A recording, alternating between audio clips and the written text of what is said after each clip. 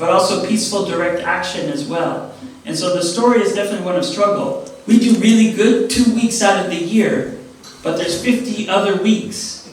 And of course, we all have other jobs, we all have many things to do, but it's that persistence. And the good news is in 20 years, we persistently attended the permanent forum. That's absolutely crucial. But we have to be as persistent in many other spaces as well to coordinate. Because the forces we're looking at are definitely ones that are going for resources, that are definitely one that's very exploitative. And so we have to challenge that as well. And Indonesia, of course, is a very huge country, very much an ally for the United States to go against the other countries to offset the geopolitical issues. I know Frog must want to say a lot of things right now about geopolitics, but we're going to move to our next colleague from Atjeh to be able to share a bit about his experience at the permanent forum and discussing the situation in Atjeh as well, and then we'll move to Kenya. There you go.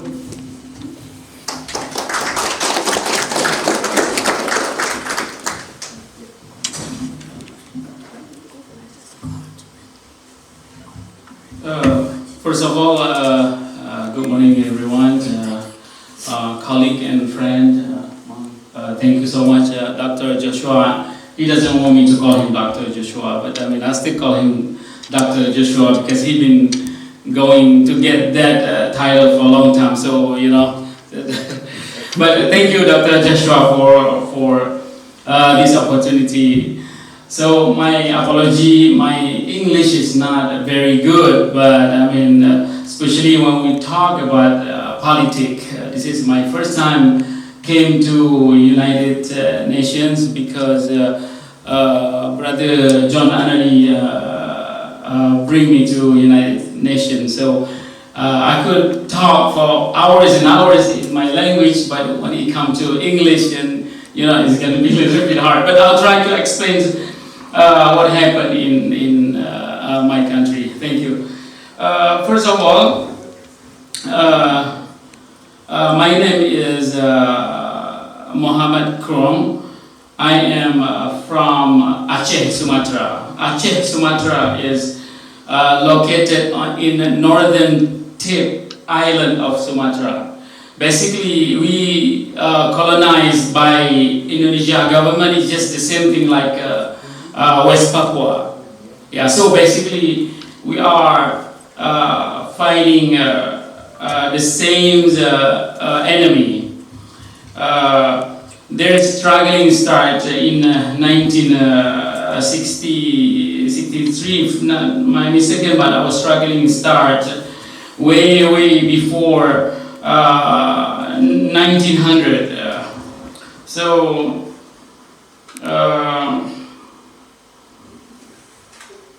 Atjeh history date back in 13th century when it was powerful and independent sultanate. In 16th century, Atjeh was a major trading power, and its capital, Banda Atjeh, was a cosmopolitan city that attract merchants and travelers from all over the world. But in 19th century, Dutch declared war on us and kill all our leaders and the sultanate. Atjeh never surrendered. So the biggest problems that we were facing at the time, when the Dutch went back to their country, supposedly our land they supposed to give back to our people, to the Atjehis, but they didn't. They put us into Indonesia. Yeah. So I went to Netherlands. There is a museum called Brownback Museum. So in that museum, it says for 50 years we went to Atjeh. We only able to conquer their 50 kilometers of their land. So when we fight with them, I mean, today they still have memorial in where the soldier died in my lands, like 2,200 soldiers died over there, and they still have that memorial. So, but anyway, and then when Dutch India, the Holland went back to their homeland, and they put us and give us to Indonesia. Yeah. So in 1945, Indonesia as independent, and Aceh was annexed by new nation in Indonesia, like I said earlier. But Aceh never give up on our dream for self-determination, and we keep fighting with them. I mean, I'm sorry, to tell you about this. But look, in 2005, we have agreement with Indonesia government, which is what they did in Helsinki, and was the person who the leader was Martti Ahtisaari, the Prime Minister of Finland. Yeah. So with that agreement has come up like 71 point. That's the agreement between Aceh and Indonesia. One of them, for example, the natural resources from Aceh, this will be 30% for Jakarta, for Indonesia, and 30% our natural resources should go back to Aceh. And then our flag should be able to raise in Aceh. Yeah, and then all this 71 point, and neither one of this that Indonesia have been given to us. So until today, it's been what, like 19 years that agreement, like nothing happened. So that's why we are fighting back. I mean, there is no other solutions for us except for self-determinations. So that's what we are doing is right now. So the current situation in Aceh, I think the Acehese people start to fighting back, because after waiting for that memorandum of understanding in Helsinki, it's never been better.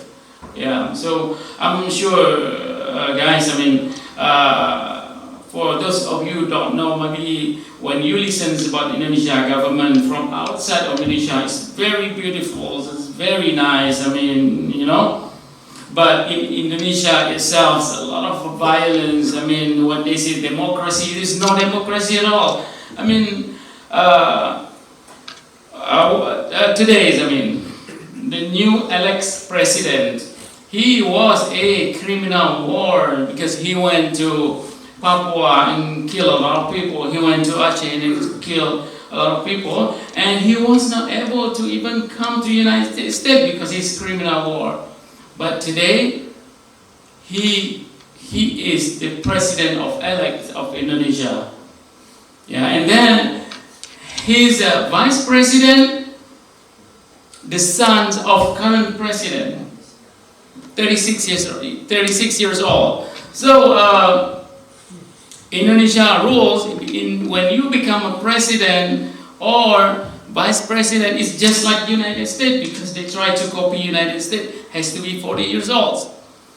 But his vice president elect 36 years old, because the current president is Jokowi, is very, very friends with the Supreme Court. So he was able to go and talk to Supreme Court. Hey, even though my son is 36 years old, I mean, he should be able to be vice president. So all over the world. And not only that, I mean, look, I mean, Indonesia, there's a lot of ethnicity. Aceh, Papua, Java. But since Indonesia, what year Indonesia started? 1945. All the president of Indonesia is come from the ethnic Java.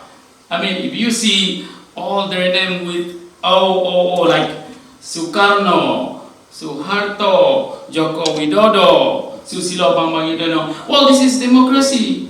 Why it should be from all the Javanese ethnic to be president of Indonesia? Why can't it be from Papua? Why can't it be from Sumatra, from Aceh?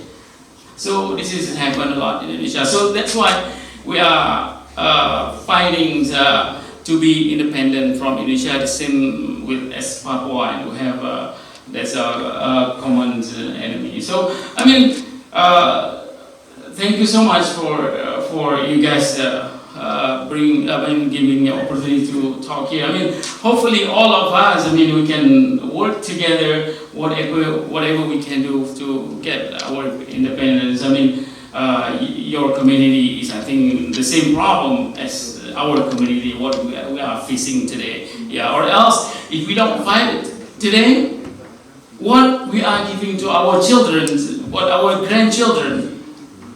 Yeah, I mean, you see, I mean, all these nations, they don't really care about us. We have to fight for our own independence. We have to save all this, our culture, our everything for our children. I mean, if it's not, I mean, we just, the only thing left is later on 10, 20, 30 years from today is just the names. We lose the land, we lose culture, we lose everything.